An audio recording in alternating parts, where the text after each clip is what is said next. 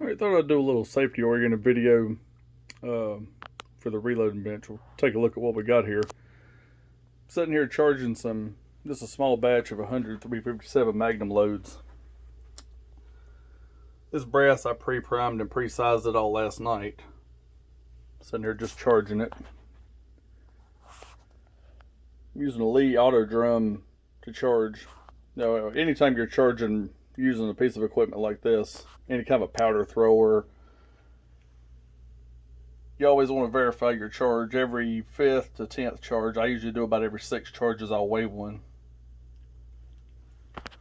And of course, scales are always calibrated in advance before I start using it.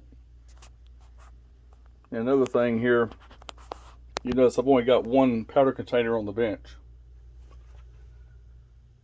And that is the powder that I'm using. You never want to have another powder container of any other type on the bench. You don't want to store your powder on your bench. When I'm done with that, I'll put it up. Of course, you know, the lid's on it to prevent spills. I also keep the load manual out to the page of what I'm loading. You know, 357 Magnum, 158 grain cast bullets. Helps you keep track of what you're actually doing here. You know, on these powder measures, while we're on powder, you don't ever want to leave your powder in this thing overnight or for a long period of time. The chemicals in the powder can actually affect that plastic and make it dark and dingy looking. Plus, you come back a couple days later, you may forget what you were loading, what's actually in there.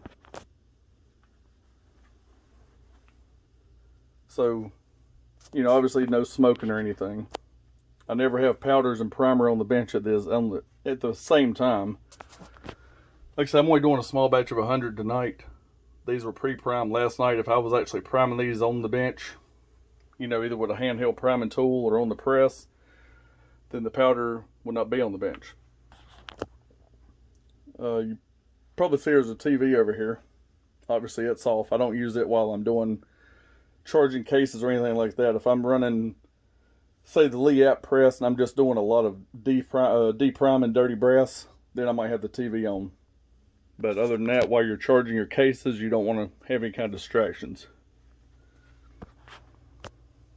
No alcohol, none of that good stuff. It's all common sense covered in your load manuals, but I keep running across a lot of people that have never seen a load manual. And another thing I like to do is, you'll see I use these load blocks. I always keep a bright light, and before I actually seat bullets on these, well, I go to every case and I'll verify. Let me actually turn the light on this camera. We'll just use that. Check every case and make sure you got a powder charge in it. You don't want squibs, and you can also spot a double charge in there. Here we go. But I'll basically go through every row and verify I do have a powder charge and it looks right. Because if you get one, let's take a charge one out and throw one in. Oh, but if you're looking through, it's going to stand out. So we've got an empty case I just put in there. That'll stand out. So don't ever just charge a bunch of cases and fail to look inside these and to start seating bullets. You'll end up with a squib, or, you know, certain types of powder. Like this one here, I'm using 2400. It uses about half the case capacity. If I was using something like Tight Group or something like that requires only a little, you could easily fit a double charge in this case. Things like 9mm, a double charge will actually overflow the case, so it's not really an issue there. But 38 Special, 45 Colt, those are very easy. They were originally black powder cases, or black powder cartridges, so they use very little powder in their cases. Very easy to fit a double or even a triple charge in those cases. You'll see a lot of reload benches on here on YouTube or wherever, and they'll be completely cluttered. I mean, that's fine if that's how you work and whatnot. I try to keep mine somewhat neat. Keep a large workspace that I'm going to be using. This, you know, not as much junk on there. Like here, I've got some pre-primed cases in there for later use. That's actually some brass in those I was using showing the high pressure primer signs earlier, so I just hadn't done anything with those yet. Let's see, powder spills. You know, I keep a funnel for returning powder to the container. Those brushes, one is actually for sweeping out the inside of these when I'm using these, mainly for test loads, charging rifle brass and whatnot. But these little brushes, if you spill powder on your bench, you know, sweep it up. It's not really a good idea to go and grab a, you know, shop vac or anything that could potentially have a ignition source or static buildup. Get a bunch of powder in the bottom of your shop vac and potential for a fire or anything. So, you know, sweep it up. Generally, you know, I keep a can of compressed air on the bench. I use it just for blowing, you know, whatever. These lead drums, sometimes they'll leak. You know, if I get a little, I mean, it don't really leak with 2400, but if I end up getting some powder spillage here, I'll sweep it off. But before I put the powder up,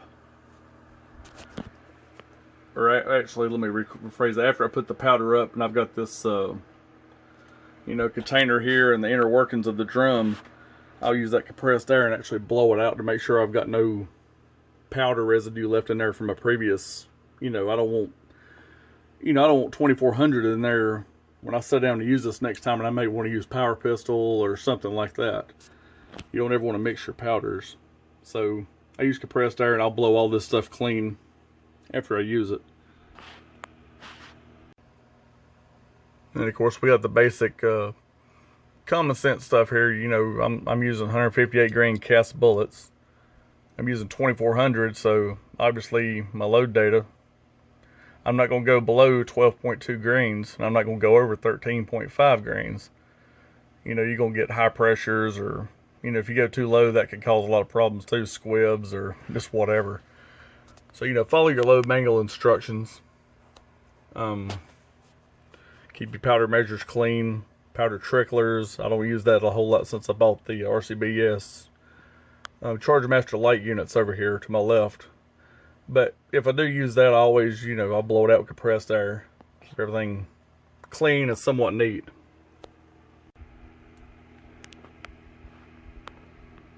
And speaking of charging cases, anytime you're charging a bunch, I recommend using a load block like these.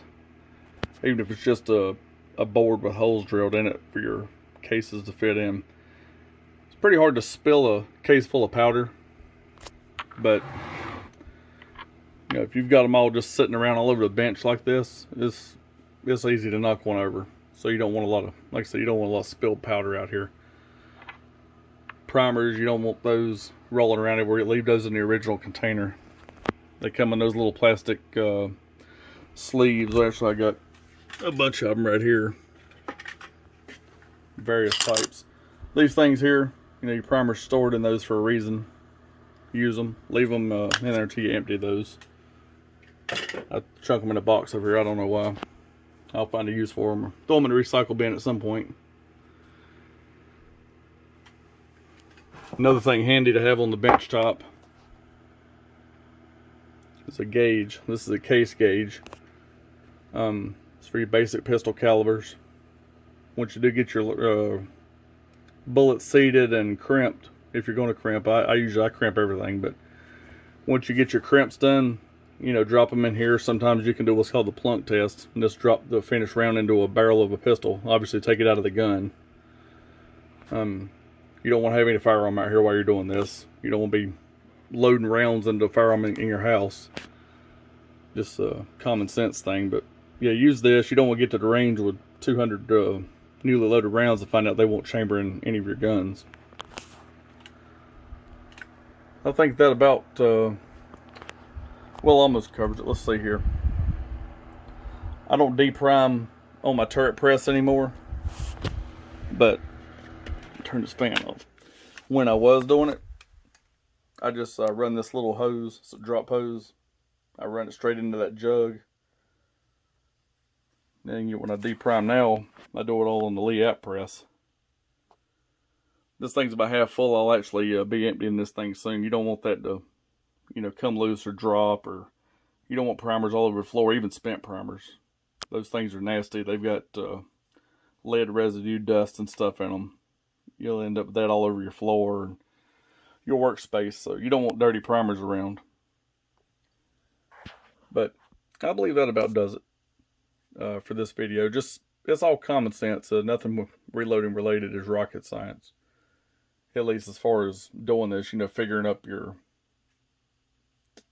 pressures and all that for various powders. We'll leave that to the ballisticians or whatever they're called at the powder companies. But for what we do, assembling rounds, you know, pretty much everything you need is in that load manual. There's a safety section in every load manual. That's the Lyman cast bullet load manual. And I've got 3 others I refer to. But yeah, just read through the safety stuff. Don't blow it off. You know, common sense. No smoking or drinking while you're doing this. Best practice. Really, anything firearm related, you don't want to have alcohol involved. But yeah, stick around, subscribe. I plan to regularly update this channel, add more reloading related information to it. I've been getting questions from a lot of new people on other social media about this. So I'll cover a lot of basic stuff, like this video is real basic. But, you know, we got to remember, for the people, you know, those of us that have been reloading for years, not everybody has. So, I mean, there's people, they don't know the head from the case, you know, the head from the mouth of the case. So I'll probably do some basic orientation style videos for those guys. But subscribe and stick around for more videos. Thanks for watching.